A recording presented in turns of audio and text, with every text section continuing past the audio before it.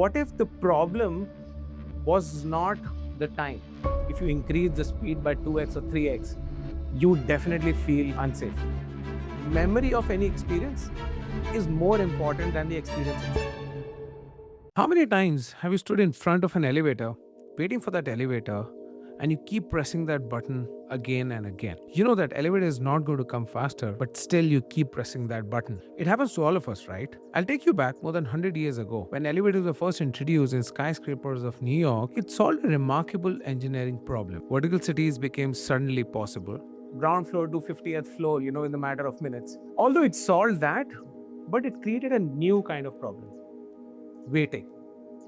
People started complaining of waiting, that they had to wait a lot of time for the elevator to come or for them to go from one floor to the, let's say, 20th floor. Now that problem became so big that the builders were forced to think, okay, what are the solutions?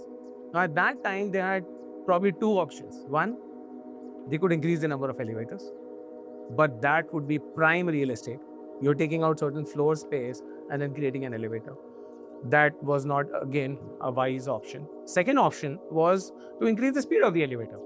Now imagine even 20 years ago, 30 years ago, the elevators we had, we used to have those two grills. I don't know how many of you would remember that. Now think of 100 years ago, at that time, those elevators, if you increase the speed by 2x or 3x, you definitely feel, unsafe or, at least nervous being inside that lift. So those two were not the option. And as the buildings grew taller and taller, complaints started increasing. They called the engineers came, measured everything. Everything was perfectly as per design, but still complaints kept coming in. One of the builders, one question that changed the perspective that he asked was, what if the problem was not the time? What if the problem was how that time felt? And that changed the perspective. And what they did was quite remarkable.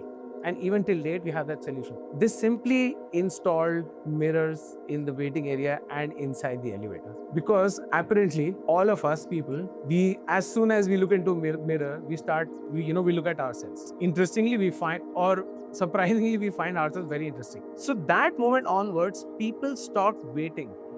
People started engaging. They started looking at themselves and they forgot. People stopped staring at the doors. People stopped looking at their watches.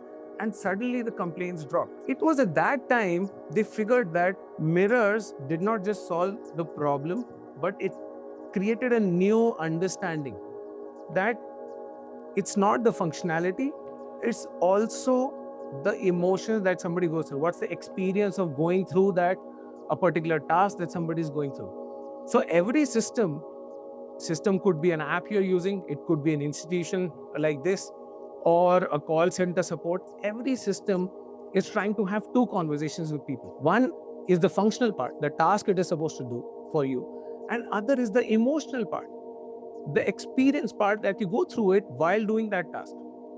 And when these two are out of sync is when you start feeling frustrated. Because at that time, the system is drawing energy from you. Because you are uncertain, you are unsure of what the outcome or the experience is going to be. Because if you look, there are only defined set of tasks that any human in any context would be doing. Either they're trying to seek information, either I'm trying to decide something, either I'm trying to optimize something, manage something, feel valued, find value. These are finite set of task agendas that I have. But the mood with which I do those tasks changes the experience every time. For example, the experience of waiting for an elevator when I'm calm is very different from waiting for an elevator when I'm in a hurry or I'm angry. Similarly, so many instances that you can think of, that doing the same thing, you are in a different mood, the experience is very different. So when the system acknowledges and responds to the task, but not the emotion, it creates a certain friction. And when the system does not acknowledge or respond to the task, but acknowledges to the emotion, people feel confused. And when these two are out of sync is when people feel exhaustion. And this is what I call as experience exhaustion.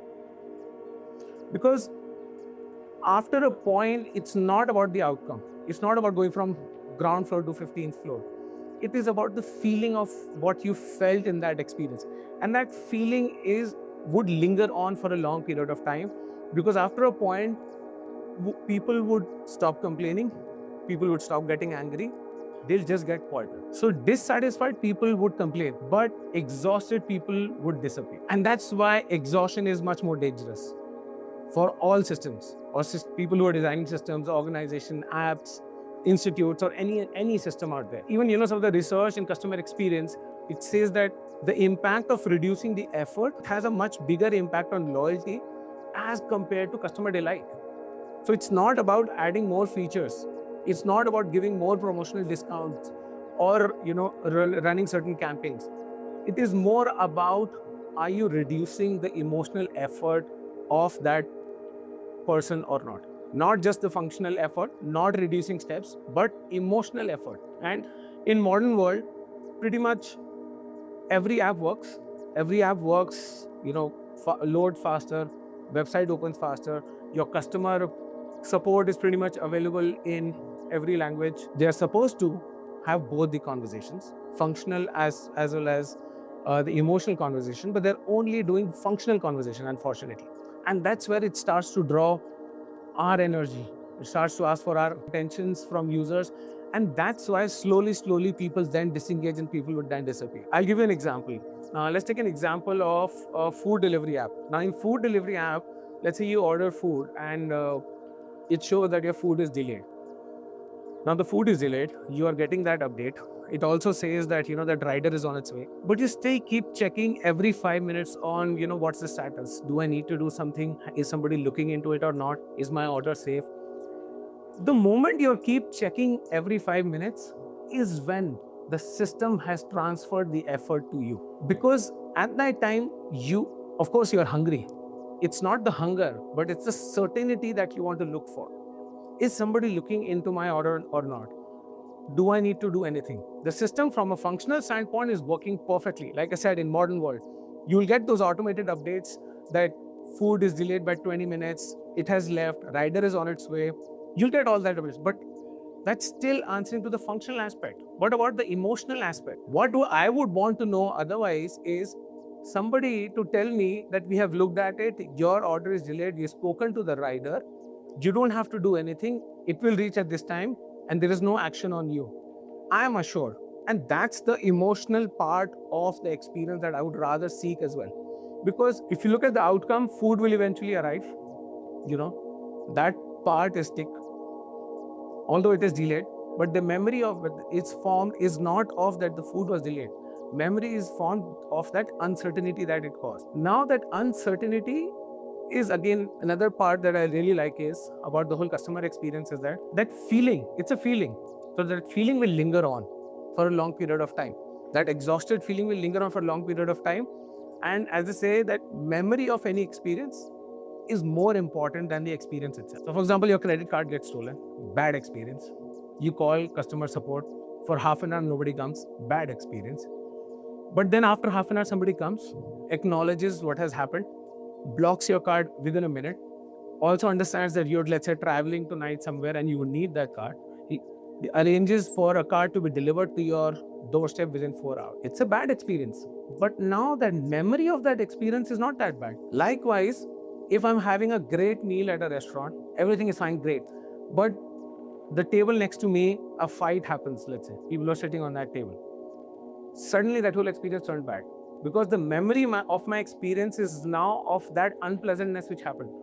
Food was great, server experience, interiors, aesthetics, everything was great. But that memory has formed. Likewise, now if you look at in the context that we're talking about, every system is having two conversations, functional and emotional. If the system does not respond to the emotional aspect, you feel exhausted because your energy is getting drained. And that memory gets formed. And that memory will linger on for a much longer period of time. Empathy or rather efficiency, because that's what everybody's trying to strive for, efficiency. But efficiency without empathy still, costs something. And that cost is human energy, because the system is asking me to give that energy to the system. And next time, when you see people who are frustrated, disappointed or rather angry, And our typical response is, what's wrong with them? Now, next time, instead of thinking what's wrong with them, we may ask, okay, what is it that they're trying to do?